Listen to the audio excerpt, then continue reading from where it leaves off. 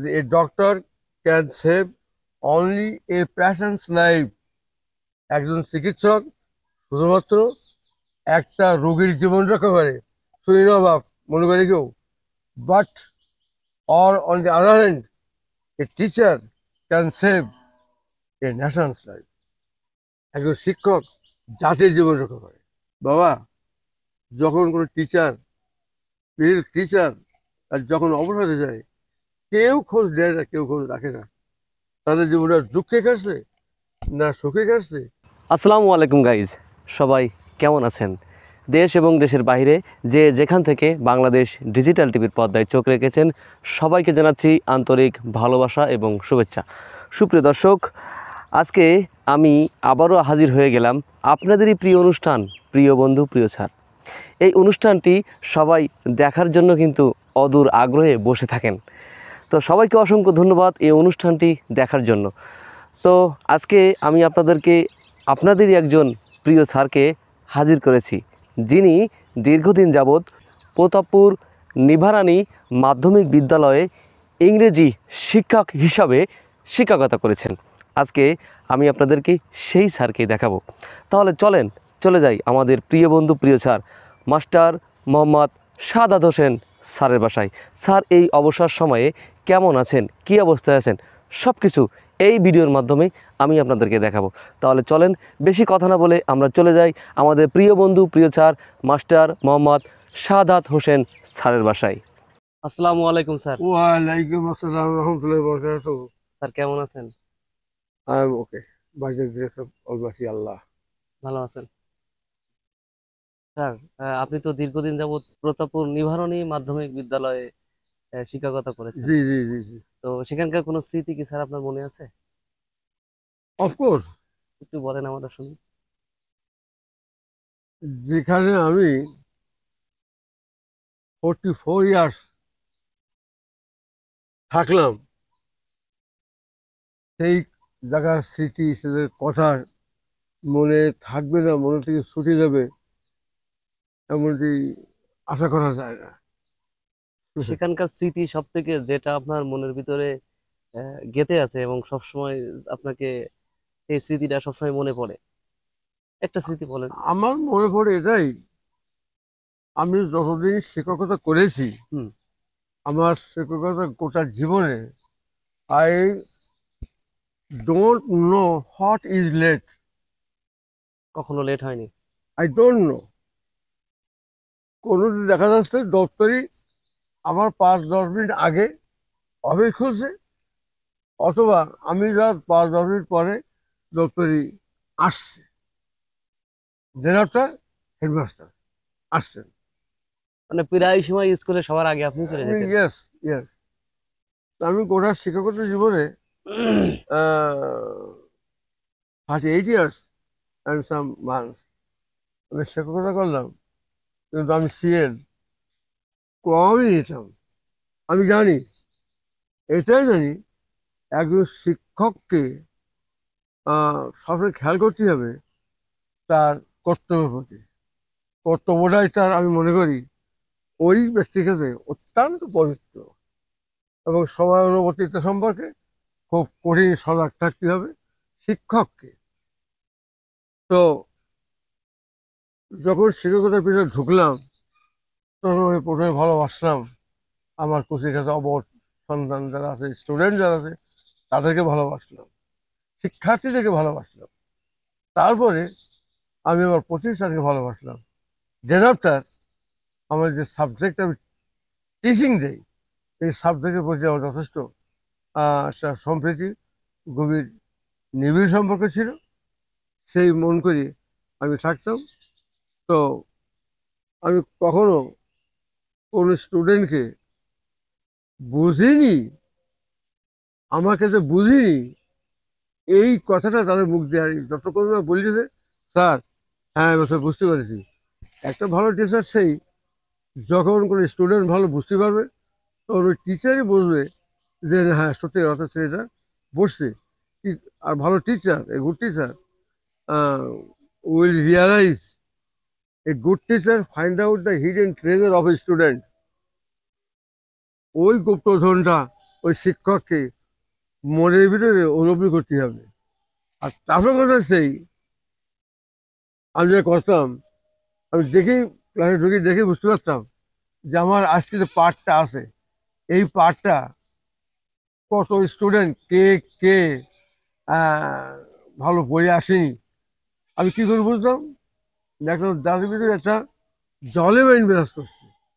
আর কিছু স্টুডেন্ট ছিল যারা আর কি মৃীয়মনা হয়ে থাকতো, মুখ বা মন ভরে থাকতো। আমি বুঝতাম যে এরাই পড়া করেনি। এটাই পড়া করে। হ্যাঁ, তা আমি ওই সমস্ত স্টুডেন্টকে জিজ্ঞেস করতাম, আহ, বাবা বাদল, আজ যদি এম.এন লাই পড়াটা আছে মুখস্থ বলো তো। আমি আগে তো প্রিভিয়াসলি আমার অ্যাসাম্পশনে শিখেছি যে বাদল ওই এম.এন লাইফ এসেটা বা কম্পোজিশনটা পড়েনি। পড়িনি। স্যার, আমার অসুবিধার কারণ দাঁত কামড়াচ্ছিল, আমি স্যার হাতে পড়তে পারিনি। I am right. মারতেন না স্টুডেন্ট যখন না পারতো তখন মারতেন না? আর তখন কম বেশি মারিছেন? একটু বেত্রাঘাত করতে হয়েছে। কারণ বাবা, ভয়তে ভক্তি, ভয়তে ভক্তি, আর ভক্তিতে মুক্তি। ঠিক ঠিক। যার দেহে ভয় নেই, যে কোনো মানুষের, not only students but public, যেমন আল্লাহ পাক সুবহানাহু ওয়া তাআলা আমাদের এই কৃতকর্মের জন্য পরবর্তী জীবনে আমাদের শাস্তি দিবেন। হাসর রসর আছে, দোজখে দিবেন, জাহান্নামে দিবেন।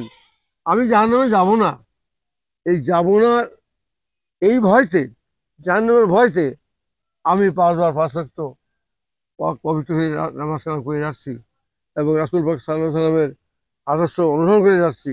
কেন? কারণ হচ্ছে এই যে আমার পরবর্তীকালে আমার কৃতকর্মের জন্য আমাকে জাহান্নামে দিতে হবে।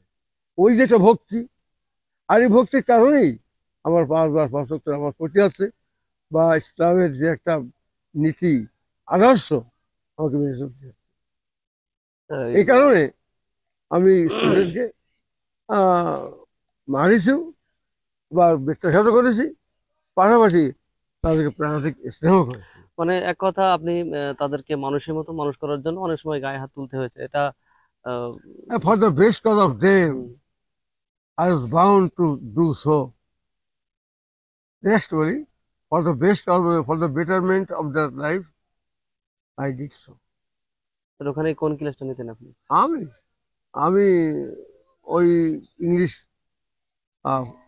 কোনো কোনো ক্লাসে ফার্স্ট পেপার, কোনো কোনো ক্লাসে সেকেন্ড পেপার। ইংলিশ ক্লাস নিতেন? কেন? whenever I was appointed of that very institution, I was appointed as an English teacher. This is why I taught my students English. Not only this, but also English still now is my favorite subject. I like this most. Thank you sir.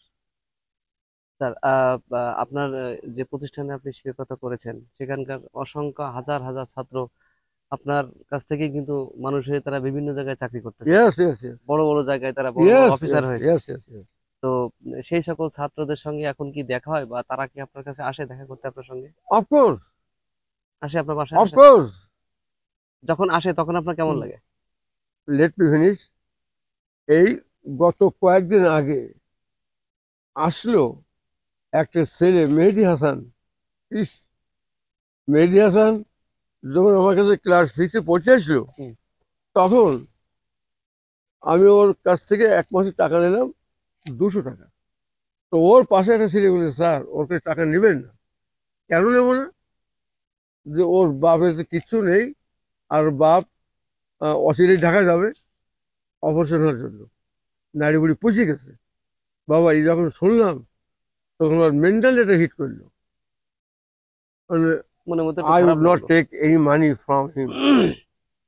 এই ছেলে আমার কাছ থেকে class 8-এ scholarship পেয়ে গেল, SSC golden পাইনি, A+ পেয়ে গেল। এই ছেলে বর্তমান ঢাকা ভার্সিটি স্টুডেন্ট, বর্তমানে Dhaka varsity Dhaka varsity student. HSC pass করার পরে আমার উদ্দেশ্য, আমার লক্ষ্য বাস্তবায়ন করার লক্ষ্যে এই মেয়েটা ও লয় অ্যাডমিশন টেস্টে কোচিং করেছে। কোচিং করে সে যখন রাজশাহী ভার্সিটিতে লয় চান্স হয়ে গেছে, তখন আমাকে ফোন করে জানাচ্ছে, স্যার আমি সেই কাঙ্ক্ষিত আশা, কাঙ্ক্ষিত ভরসা, আপনার যে চাওয়া আমার পাওয়া, আমি এটা পূরণ করতে পারবো। আপনি বলছেন যে প্রিয় তুই একটা ভালো লয়ার হস। আমি স্যার রাজশাহী ভার্সিটিতে লয় অ্যাডমিশন টেস্টে আমার আমি অ্যালাউড, আমি এখন সাকসেস। সাকসেসফুল। একটা ছিল, একটা মেয়ে, তারপর আরেকটা মেয়ে খোলা ভার্সিটি, একটা ঢাকা ভার্সিটি। এদের নাম মনে আছে আপনার? হ্যাঁ, বলেন তো নাম। মেহেদি হাসান। একজনের নাম মেহেদি হাসান, মেহেদি ঢাকা পড়ে মেহেদি হাসান। আর মেয়েটার নাম? মেয়েদের জান্নাতুল ফেরদৌস প্রিয়। বাড়ি কোথায় এদের? বাড়ি হচ্ছে হাসানপুর পলাশী মেয়ে, হাসানপুর পলাশ। পলাশী মেয়ে। আর তারপরে সার্ভের একটা তন্নি, ওই দিনাজপুর, ডাক নাম ফারা, ওর ভালো নাম হচ্ছে মিজানুর রহমান। এই এটা খোলা ভার্সিটি। গভীর রাত্রিতে স্যার ফোন করে, স্যার কেমন আছেন, কি বৃত্তান্ত, শুয়ে আছি বসে আছি, আপনার কথাগুলো আমাদের মনে পড়ছে, তা আপনি স্যার কি একটা ছন্দ বলতেন। ছন্দ কি স্যার? আমি বলতাম, তোমাদের জীবন পাতায় প্রথম খাতায় একে দিচ্ছে আলপনা, আমার আলপনা কহিবে কথা, আমি যখন থাকবো না। সত্যি স্যার, আপনি যে আলপনার যে শিল্পী, যে আলপনা আপনি কেটেছেন, এই ছবি আজও মানুষ পরে ভেসে উঠছে। তাই স্ত্রী থাকতে পারলাম না, নিভৃতে বসে আছি, আপনি যেন সামনে আসেন, তাই স্যার ফোন করলাম। খুব ভালোবাসে ছাত্ররা আপনাকে। Of course, of course, of course, still now. আপনারও তো মনে পড়ে ছাত্রদের কথা। অবশ্যই, কাকে কোন অবস্থায় কি হবে, তা সে প্রত্যেক তাদের স্টোরি লেভেল প্রত্যেকটা বাঁকে বাঁকে আমার কথা, আমার স্মৃতি, তাদের স্মৃতি আমার এখনো মানুষ পটে উদ্ভাসিত হচ্ছে হয়। স্যার আমরা একটু জানতে চাচ্ছি আপনার ছাত্র জীবন সম্পর্কে, একটু জানতে চাচ্ছি ছোটবেলার জীবন। আপনার ছোটবেলার জীবন সম্পর্কে যদি আমাদেরকে একটু বলতেন, মানে কেমন ছিল আপনার স্টুডেন্ট, স্টুডেন্ট যখন পড়াশোনা করেছেন, আপনার বাবা মায়ের কি অবস্থা ছিল, সেই থ্যাংক প্রতিকূলতার ইউ, মধ্য দিয়ে একটু thank you, thank you so much. একটু বলতেন আই যদি। Thank you from core of my heart. এই আমি 1965-এ ফার্স্টে, ক্লাস 5 থেকে ফার্স্টে আমি স্বাগত ভর্তি হলাম 1965-এ ক্লাস 5-এ কোন প্রাইমারিতে পড়ছিলেন? বুড়িয়াটি হাজারপুর সরকারি প্রাথমিক বিদ্যালয়। আপনার বাড়ির যে পাশেই যে স্কুলটা 1921 সালে establish, Buriyati Buriyati primary primary school, school. Yes. তো ঠাকুরে যখন ভর্তি হলো ক্লাস 6-এ, তখন আমাদের ক্লাসে ছিল 180 জন ছাত্র। তা আমার রোল নম্বর মনে আছে, আমার রোল নম্বর ছিল 63। তা আমি মনে করলাম যে এতগুলো ছাত্রের ভিতরে আমি কি ছাত্রের কাছে প্রকাশিত হতে পারবো। তাই ডে অ্যান্ড নাইট পড়তে লাগলাম। আমাকে ফার্স্ট হতেই হবে। আমাকে ভালো রেজাল্ট করতে হবে। এইভাবে তো বিভিন্ন স্কুল থেকে, প্রাইভেট স্কুল থেকে, first class, second class, south school, Jamgari school, সেখানে আসছি। আর সে তার মধ্যে দিয়ে আমাকে সামনে এগিয়ে যেতে হবে। তাই ওই ক্লাস 6 থেকেই আমি ফার্স্ট হতে পারলাম না, সেকেন্ড ক্লাস 7 উঠলাম। এরপর আমি আপ টু ক্লাস 10 আমি ফার্স্ট হতে পারি, এটা আমার দুঃখ, আমি সেকেন্ড হয়েছি। আর 1970-তে I passed SS exam being placed first division in arts group. First division. হ্যাঁ, যে পরীক্ষাটা ছিল পাকিস্তান সরকার কর্তৃক নিয়ন্ত্রিত, ওই পরীক্ষা ছিল আমাদের সময়। তারপরে মানে ইলেকশন হলো, সাধারণ নির্বাচন আফটার আওয়ার এক্সামিনেশন, আর এক্সাস এক্সামিনেশন, এসএসসি পাস করেছেন তাহলে সাগরদাঁড়ি থেকে সাগরদারি থেকে ফার্স্ট ডিভিশনে। First class. আর এইচএসসি কোথা থেকে পাস ও করছেন? এইচএসসি পাস করেছি কেশবপুর কলেজ থেকে কিসেপুর কলেজ। 1972-তে। আমার পরিবারটা ছিল অত্যন্ত অত্যন্ত এবং অত্যন্ত হতদরিদ্র পরিবার। কারণ আমরা 6টা ভাই, 2টো বোন, বাপ আপনার মা। সাংসারিক অবস্থা খুব বলছি খারাপ ছিল। বলছি সাংসারিক অবস্থা অত্যন্ত খারাপ ছিল। তো এটা আর কি দুঃখের কথা। তবে আমি আহ, কি করলাম, আপনার 6টা ভাই, ভাইয়ের ভিতরে আপনি কোনজন? প্রথম। প্রথম জন। হ্যাঁ, বড় ভাই আপনি। বড় হয়ে আমি মেডিকেল লেখাপড়া করিনি, সেটা এসএসসি পাস। আর তারপরটা লেখাপড়া করিনি, তারপরটা সে এসএসসি পাস করে ফেল করেছে। মানে ভাইদের ভিতরে আপনি আহ, আহ, শিক্ষিত আর কি। প্রথম। মা- হ্যাঁ, মানে বড় ভাই হিসাবে হ্যাঁ। আপনি পড়াশোনা করে, তবে আমার তো যখন পড়াশোনা করেছেন তখন আপনার বাবা কি আপনাকে সাহায্য সহযোগিতা আমার করছে? বাবা ছিলেন একজন অ্যাজমা রোগী, কঠিন অ্যাজমা রোগী। শীতকালে সূর্যাস্তের পরে উনি লেপের ভিতর থেকে বেরোতে পারতেন না। আর দিনের বেলা কোনো প্রভাবেই, কাজেই গোটা সংসারটা প্রায় মাকে আমাকে দেখতে হতো। আর আমি কি করতাম, আমার স্টুডেন্ট লাইফে আমি যখন 6-এ পড়েছি, তখন 2-3 প্রাইভেট পড়েছি। প্রাইভেট পড়াইছেন? এই প্রাইভেট পড়াই মানে, কিছু টাকা ইনকাম করে করে হ্যাঁ। তা আমি নিজে পড়েছেন? আমার এক স্যার বললেন যে, "সারার life is nothing but struggle for existence." পরবর্তীকালে বসে বললাম স্যারের কথাটা, জীবন কিছুই না, শুধুমাত্র বেঁচে থাকে ধরে সংগ্রাম, এটাই আর কি। তবে আমার সবচেয়ে দুর্ভাগ্য আছে এই, আমি যখন যশোর রিসার্চ ট্রেনিং কলেজে আইএড রিসার্চ ট্রেনিং কলেজে যখন আমি আইএড পড়ার জন্য আমি গেলাম। যশোরে মানে যশোর যশোর যশোর কি কলেজ সেটা? B Ed college. বিএড কলেজে পড়াশোনা হ্যাঁ, করেছেন? করিনি। ওখানে আইএড পড়ার জন্য গেলাম। আইএড হচ্ছে ওই সময় আইএড পাস করতে পারলি সহসাই তার ওই উপজেলা পর্যায়ের একজন সহকারী প্রাথমিক পরিদর্শক হিসাবে নিয়োগ দেয়। তা আমি ওখানে 3700 শ্রেণী পরীক্ষা দিলাম যশোর আইএড ভর্তি হওয়ার জন্য। তো ওখানে আমি তো প্রত্যন্ত গ্রাম বাংলাতে গেছি, আমি তো জানতাম না। তো পরীক্ষা দিলাম, কিন্তু রেজাল্ট 15 দিন দিলেন, তারপরে রেজাল্ট দিলেন। রেজাল্ট দিয়ে আমি দেখলাম আমার সিরিয়াল 2। দুই? তখনও বুঝিনি আমি সেকেন্ড হয়েছি। তো সবাই ভর্তি হওয়ার জন্য সব একটা হিড়িক পড়ে গেছে, আমিও ভর্তি হব। টাকা পয়সা আমার কাছে নেই, ভর্তি হইতেই হবে, এটা জানতাম না। তারপরে প্রিন্সিপালের কাছে গেলাম, আনোয়ারুল কবির চৌধুরী। তা আমি ওনার কাছে গেলাম, স্যার সালাম করে, স্যার আমার প্রবলেমটা আছে এই। আমার বাড়ি কোথায়? ওই জিজ্ঞেস করে আমার বাড়ি কেশবপুর। কোন স্কুল থেকে এসএসসি পাস করেছি? স্যার স্বাগতারি MM ইনস্টিটিউশন। MM institution? তোমার হেড স্যার কে? তো নোয়ারি স্যার। নোয়ারি স্যার তোমার হেড স্যার? উনি বিস্মিত হলেন। আমি তো বুঝলাম যে ওনার সঙ্গে তার ভালো একটা ইন্টিমেসি আছে। তো উনি আমার কাছে রেখে দিলেন। কখন আসতো বাড়ি থেকে? তার সকালে আসছি, খেয়ে তো তার দুটো পান থেকে আসছি। তো কি বড় প্রবলেমটা কি? আমি বললাম এই। তো উনি বললেন যে, বাবা তুমি এক কাজ করো, তুমি 240 টাকা দিয়ে ভর্তি দিয়ে দাও, আর বাকিটা আমি দেখবো। তুমি বাড়ি এসে আব্বাকে টাকা দিলাম। আব্বা 240 টাকা দিতে না পারার কারণে আমি ওটা করতে পারলাম না। আপনার সেই 240 টাকা দিতে পারলো দিতে না? পারিনি, কিন্তু আমার সঙ্গে যারা আহ, হয়েছিল অ্যাডমিশন দিয়েছিল, তারা কেউ ডিপিও, কেউ ডিও, এই সমস্ত সব চাকরি পেয়ে গেছে। সেই সময় 240 টাকা মানে তো অনেক অনেক টাকা। অনেক টাকা।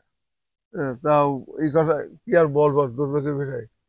মানে আর কি, দারিদ্রের নির্মম কষাঘাতে আমার বাস্তব জীবনে ওই সময় সংসার দেখতে হবে, আর পড়াশোনা করতে হবে, এটা কঠিন কঠিন একটা সময় ছিল সমস্যা। তখন। যাই হোক, আহ, পরবর্তীকালে আবার পড়াশোনা পাস করলাম কেশবপুর থেকে 72 সালে। পাস করার পর আম, বিএ পরীক্ষা দিলাম 75-এ, কিন্তু ওই সময় আমার বিশেষ শারীরিক অসুস্থতার কারণে আমি বিএ পাস করতে পারলাম না। তারপরে আই আমি কি করলাম, তখন আর কি সিক আউট ফর জব। তারপরে শুনলাম প্রথম আমি তখন ইন্টারমিডিয়েট পাস, শুনলাম প্রথম হাই স্কুলে শিক্ষক নেবে। আমি গেলাম, গিয়ে তারপরে উনি বলছেন, হেডমাস্টার যিনি আহ, বাবু রামকৃষ্ণ দাস মহাশয়, আমার শ্রদ্ধাবান ব্যক্তিত্ব, ওনার কাছে গেলাম। তুই সারাটা কাজ করো, আমার তুমি বাদে আরো কয়েকজন অ্যাপ্লিক্যান্ট আছে, তো তুমি ক্লাস 10-এ ইংরেজি সেকেন্ড ক্লাসে করিয়েছো। মানে I did not have any preparation for the examination. আমি কিছু চাকরি করার জন্য প্রিপারেশন ছাড়াই আপনাকে ক্লাস আমার পড়ায় ক্লাসে পাঠাই দিছে। এই চকটার সামনে। তা আমি একটু চিন্তা করলাম যে কি হবে কি হবে না। আমি ক্লাস 10-এর ক্লাস, তখন ছেলেরা আমার মতো প্রায় বয়স্ক। এখন আমি গেলাম, যার পরে আর কি ছেলেরা আমার পেয়ে খুব খুশি। খুশি হলো না, বলল যে আমাকে অন টেস্ট, স্যার আপনি এক কাজ করুন, আমাদের এই বাংলা দেওয়া আছে, ইংরেজি করে দেন, প্যাসেজ বাংলা ইংরেজি করে দেন। তো আল্লাহ পাকের ইচ্ছায় আমি প্যাসেজটা, মানে যে বইটা লেখা ছিল ওই বইটা উপর করি আমি নিজের থেকেই ওই বাংলার সাথে মিল করে সেন্টার ব্ল্যাকবোর্ডে লিখে দিলাম। লিখে দেওয়ার পর আমি বললাম, দেখো এবার বাংলা এই ইংরেজি সেন্টেন্সে মিল করে দাও। ছেলেরা আমার এই মিলকরণ দেখে ওরা ক্লাসে নিজেরাই অত্যন্ত আমোদিত এবং আহ্লাদিত, এবং আমার প্রতি ডিপলি একটা রেসপেক্ট আসছে জি, তখন। ছাত্র ভালোই হ্যাঁ আমাদেরকে হ্যাঁ, দিচ্ছে। তখনও ওখানে কমিটির সিদ্ধান্ত ছিল ডেমনস্ট্রেশন ক্লাস, মানে প্রদর্শনী পাঠ। এই যে 7জন কি 8জন টিচার অ্যাপ্লিকেশন করেছে, এই ভিতর থেকে টিচাররাই, স্টুডেন্টরাই, the students chalk out the best teacher among us. আমাদের মধ্যে কে ভালো শিক্ষক, ছাত্ররাই ওটা বেছে নেবে। বেছে নেবে। তো আমি টিফিন আওয়ারে আমার দপ্তরে শুনলাম যে আপনার চাকরি এই প্রতিষ্ঠান হবে। হবে। তো কি করে বোঝা গেল? যে প্রত্যেকটা যে কয়েক ক্লাসে আপনি গেছেন, প্রত্যেকটা ক্লাসের স্টুডেন্ট আপনার ট্রেসিংটা দেখে মুগ্ধ, তারা বুঝতে পেরেছে, তারা আপনার আল্লাহ পাকের ইচ্ছায় কোনো কারো বলবলি না করে আমার চাকরিটা প্রত্যাখ্যান করে আমার দুটো লবণ ভাতের ব্যবস্থা করে ফেলল হয়ে গেল। 1976-এ। গুরুর আদেশ মানতে হবে। গুরুর আদেশ মানতে হবে, গুরুর আদেশ পালন করতে হবে। কল্যাণ আছে, মঙ্গল আছে, মাথা পিতা শিক্ষক উস্তাদ গুরুজন ওরা যেটা করে ওটা সে মঙ্গলের জন্যই করে। মঙ্গলেরই করে। এটা আমার রিয়েলাইজেশন আসলো। বুঝতে আর আমি স্যার, প্রত্যেককেই বলতে চাই, ডোন্ট ডিজার্ভ ইউর সুপিরিয়ার্স। গুরু আদেশ ডোন্ট, মেনে চলো। হ্যাঁ, কারণ রাস্কিন বলেছেন, duty towards god, duty towards your parents, and duty towards your mankind. অধ্যাপক রাস্কিন কথা বলে। স্যার, আপনি যেদিনকে ওই স্কুল থেকে অবসর নিয়েছিলেন, যেদিন চলে আসছেন, হুম। সেদিন কতটা খারাপ লাগছিল আপনার? খারাপ সঙ্গত করে লাগার কথা, হুম? সঙ্গত কারণে খারাপ লাগার কথা। দীর্ঘদিন ঘন্টা পড়লেই, ঘন্টা পড়ার আগেই, 10টা বাজার আগেই চলে গেছে। পাগলের মতো ছুটি দিতাম স্কুলে। আর বাবা কালকে থেকে আমার আর জীবনে এই আর স্কুলের ঘন্টা বাজবে না, ক্লাসের ঘন্টা বাজবে না। এরা তারপরে যতটুকু সময় থাকতাম কুচি কাছে অবশ শিশু সন্তানদের মাঝে যে ডুবে থাকতাম, এমন ডুবে থাকতাম, মাছ যেমন পানি ডুবে থাকে এরা ডুবে থাকতাম। আমিও ঠিক ছেলেদের মাঝে এরা ডুবে থাকতাম। তবে আমার আম, অত্যন্ত সুখের বিষয়, আমার টিউশনি ছিল। আমার টিউশনি ছিল, তার টিউশনে অনেক অনেক স্টুডেন্ট, স্টিল নাও আমার স্টুডেন্ট আছে। যারা 45 students or 50, near about 50 student আমি টিউশন করি সকালে, এই দুপুরে, আবার রাত্রে। আমি বুঝি থাকি। এখন কি টিউশনি করতেছেন? হ্যাঁ করছি তো, এখনো করেন? এখন করছি তো, এখন কোন জায়গায় করতেছেন? বাড়িতে।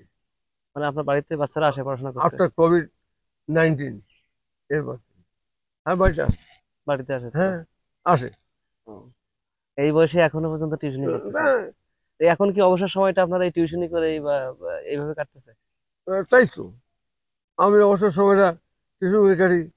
আর আমার অত্যন্ত আনন্দ বিষয়, আমার এবছর এসএসসি পরীক্ষার্থী যারা ছিল তারা আমার একটা, দুটো হাদিস দিয়েছে, একটা বখারি শরীফ, একটা মেশকাত শরীফ। তারা দিয়েছে? তাদের বিবেচনা দেখলে সত্যিই ভালো। যে আমার অবসর সময় বসি, যে আর কি অন্য কোনো কাজে মন না দিয়ে আমার এই হাদিস শরীফ গুলো হাদিস শরীফ পড়ি, পড়া ভালো। যেটা আমাদের ভালো তো স্যার, কল্যাণকর। এখন আপনার শরীরের অবস্থাটা কেমন? আমার শরীর অবস্থা বাবা বলতে গেলে, আমার হালকা ডায়াবেটিস আছে, আর প্রেশার নেই। তারপরে একটা প্রবলেম আছে আমার কাছে এই যে হার্টের পরে আমি ইসিজি করাই কয়েকবার, কিন্তু ওরা বলে আপাতত কিছু দেখতে পাচ্ছি না। তো ওনারা পরীক্ষা দিলেন, যে এই পরীক্ষাটা করে আসেন। তা আমি আবার যাইনি, কারণ কুল্লু নফসুন যায়কাতুল মউত সুম্মা ইলাইহিনা তুরজাউন। আল্লাহ পাক যেদিন আমার জীবন করে বিবি যাবে, সেদিন কোনো ডাক্তারের ঔষধে কাজ হবে না, আমার রাখতে পারবে না, সবাইকে যেতে হবে। এসব চিঠি হবে। কিন্তু হুম। শরীরে ডায়াবেটিসের একটু সমস্যা বেশি। হালকা, কখনো বেশি, কখনো ৮, কখনো ৯, কখনো ৫, কখনো ৬, এরকম আর কি। এখন মানে মোটামুটি স্বাভাবিকভাবে ভালো আছেন আপনি? আমি, হ্যাঁ, ভালো আছি, ভালো আছেন না? ভালো আছি। তো আজকে আমরা এই যে বাংলাদেশ ডিজিটাল টিভি থেকে আমাদের অনুষ্ঠানটার নাম হচ্ছে প্রিয় বন্ধু প্রিয় স্যার। আপনার হাজার হাজার ছাত্রছাত্রী কিন্তু এই ভিডিওর মাধ্যমে সবাই আপনাকে দেখবে, হাজার হাজার ছাত্র কিন্তু আপনাকে দেখবে। তো আপনার বিষয়টা আজকে কেমন লাগতেছে? আপনার অনেক ছাত্র দেখা যাচ্ছে যে I দেশ। congratulate you from core of my heart for this system. For this system. তার অর্থ হচ্ছে এই, আমি সর্বান্তঃকরণে এটাকে অভিনন্দন জানাচ্ছি। সর্বান্তঃকরণে এটা খুব ভালো দিক। বাবা, যখন কোনো টিচার, টিচার আর যখন অবসরে যায়, কেউ খোঁজ দেয় না, কেউ খোঁজ রাখে না। তাদের জীবনে দুঃখে কাটছে না সুখে কাটছে, কেউ খোঁজ নেয় না। তো তুমি যখন দ্বার প্রান্তে আসছো এই কঠোর খরতাপের ভিতর দিয়ে, আমি সত্যিকার তোমার দীর্ঘই কামনা করছি, এবং ভালো উদ্যোগ। এটা আর কি তোমার কর্মকাণ্ডটা উত্তর আরো বৃদ্ধি পাক, তোমার চিন্তা শক্তি, তোর মননশীলতা আরো উন্নত হোক, এটা আমার আশা, এটা আমার ভালো লাগছে। Thank you sir. স্যার, আপনার সকল ছাত্রছাত্রী যেহেতু এই মুহূর্তে আপনাকে দেখছে, আপনি আপনার ছাত্রছাত্রী মনে করেন আপনার সামনেই আপনার সেই পুরোনো দিনের সকল ছাত্রছাত্রী বসে আছে, তাদেরকে উদ্দেশ্য করে তাদেরকে যদি কিছু বলতেন আপনি এখন সেই সকল ছাত্রছাত্রীদেরকে আর কি। আমি স্টুডেন্টকে আজকে সকালে বলেছি, স্পেশালি গার্লস স্টুডেন্টকে, সে এই যে যেহেতু মেয়েরা এখন অধ্যয়নরত আছে, এরা যদি তাদের শিক্ষা শেষ না করি যদি বিয়ে শাদী করতে যায়, নিজের ইচ্ছা হোক, অভিভাবকের ইচ্ছা হোক, এটা ভুল হবে। মানে উইদাউট বিং সেলফ সাফিসিয়েন্ট, এটা তাদের বিয়ে শাদী পাওয়া উচিত হবে না। আর মেয়েদেরকে বলি, তোরা পরের ছেলে গলা ধাক্কা খায় এই কারণে যে না লেখাপড়া না কিছু, চাকরি নাই হোক, তোদের গর্ভে যদি আল্লাহ পাক কোনো সন্তান যদি দেয়, তো তোরা বাসায় বসে তোদের সন্তানাদিদেরকে মানুষের মতো মানুষকে গড়ে তুলতে পারবি। আজকে সকালবেলা আমার মানে গাছ স্টুডেন্ট বললাম। আর বয়স্ক যারা আছে, বয়েজ স্টুডেন্ট যারা আছে, তাদেরকে বলি তো লেখাপড়া শেখ, লেখাপড়া শিখে প্রথম কর্তব্য হলো একটা জীবনে বেঁচে থাকে তাগিদে একটা জব অনুসন্ধান করা, সে ভালো হোক মন্দ হোক, জব অনুসন্ধান করা। Then after look at your parents, old parents. তারপর তোমার বৃদ্ধ পিতামাতাকে লক্ষ্য করবা, সেবা, যত্ন করবা, সেবা, সেবা করবা। সেবা। হ্যাঁ, তাহলে দেখবা করবো। আমি বলি, কোনো স্টুডেন্ট, কোনো ছাত্র, কোনো ছেলে, কোন মা বাবার মানে কি আশীর্বাদ দোয়া ব্যতীত এক চিল, এক চুল পরিবার সামনে করতে পারে না। তাই আমার ছাত্রদের উদ্দেশ্যে আমার বক্তব্য হচ্ছে এটাই, যে duty towards god and duty towards your parents, এটাই আমার কথা। And to serve the society is to serve the country. সমাজকে সেবা করার অর্থ হচ্ছে তোমরা, তুমি বলি তোমরা সমাজকে সেবা করো, দেশকে সেবা করবা। এইটা হচ্ছে আমার সেদের প্রতি আমার ঔরত্ব আহ্বান। এটাই। তো স্যার, আমরা আসছি আপনাকে দেখার জন্য আপনি কেমন আছেন, কি অবস্থা আছেন, এবং আমাদের এই অনুষ্ঠানের মাধ্যমে এই আপনার সকল ছাত্রছাত্রী আপনি এখন কেমন আছেন এই অবসর সময়ে, অনেকে আপনাকে দেখতে পারে না, দেশ বিদেশ বিভিন্ন জায়গায় থাকে, হুম, তারা আপনাকে এই ভিডিওর মাধ্যমে কিন্তু অনেকে দেখবে।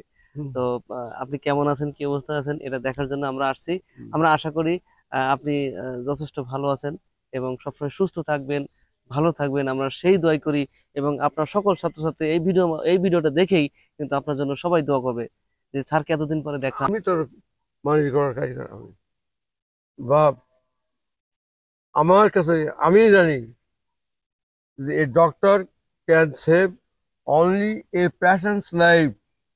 একজন চিকিৎসক শুধুমাত্র একটা রোগীর জীবন রক্ষা করে, শুনি না বাপ, মনে করে কেউ। But or on the other hand, a teacher can save a nation's life. একজন শিক্ষক জাতির জীবন রক্ষা করে, নট অনলি পেশেন্ট, একটা জাতির জীবন রক্ষা করে একটা শিক্ষক। আর শিক্ষকের সান্নিধ্যে ধীরে ধীরে আস্তে আস্তে মানে কি যারা মানুষ হয়, মানুষের মধ্যে মানুষ হয়, তার সত্যিকার অর্থে দেশে একটা অ্যাসেট হয়। আজকে যারা এই পৃথিবীতে প্রাতঃস্বর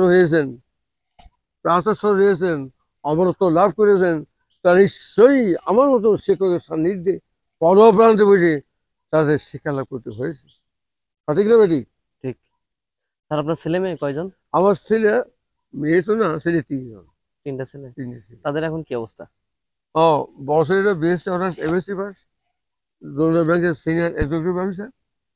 আর মেজিটা সে ম্যানেজমেন্টে অনার্স মাস্টার্স। তো ওই আমি গরিব মানুষ বিদায় টাকা গরিব পারেনি, ও কয়েকটা টিকে গিয়েছিল, কিন্তু ওই ভাই ভাইটার আউট করে দেয়, টাকা দিতে পারেনি। তাও এখন সমাধান এনজিও অডিট হচ্ছে। আর ছোটো ছেলেটাও, সেও বাংলায় অনার্স মাস্টার্স, সে এখন চাকরির অপেক্ষা আছে, খুঁজছে চাকরি, এই আর কি। তো স্যার আপনি ভালো থাকবেন, সুস্থ থাকবেন। আজকের মতো আমরা চলে যাব। আমরা দোয়া করি আপনি ভালো থাকেন এবং সুস্থ থাকেন। আলহামদুলিল্লাহ, তুমিও সুস্থ থাকো। আসসালামু আল্লাহ পাক তোমার এই দীর্ঘায়ু দান করুক, শুধু তোমার না, তোমার সন্তানাদি আর বৌমার দীর্ঘায়ু কামনা করি। আর তাছাড়া তোমার ছেলেরা দেশ দশে সেবা করতে পারি, এইভাবে দোয়া করি। আসসালামু আলাইকুম। ওয়ালাইকুম আসসালাম। আমরা সবাই জানি এবং মানি ঈশ্বর অর্থাৎ আল্লাহ।